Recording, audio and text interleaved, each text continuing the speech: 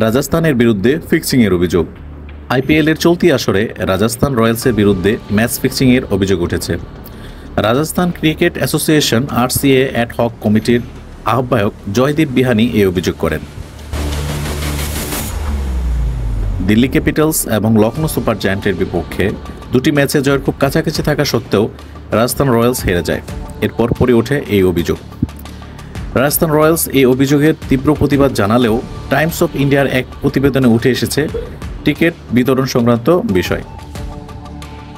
Rajasthan Royals কর্তৃপক্ষ এক শক্ত বিবৃতিতে এই অভিযোগ অস্বীকার করে লিখেছে, এ ধরনের মন্তব্য বিভ্রান্তকর এবং Rajasthan Royals multi sports private limited, Rajasthan sports council এবং বিসিসিআই এর ভাবমূর্তি ও বিশ্বাসযোগ্যতার ক্ষতি করছে।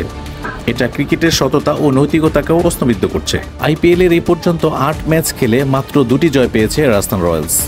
4 পয়েন্ট নিয়ে টেবিলের 8-এ রয়েছে ফ্র্যাঞ্চাইজিটি।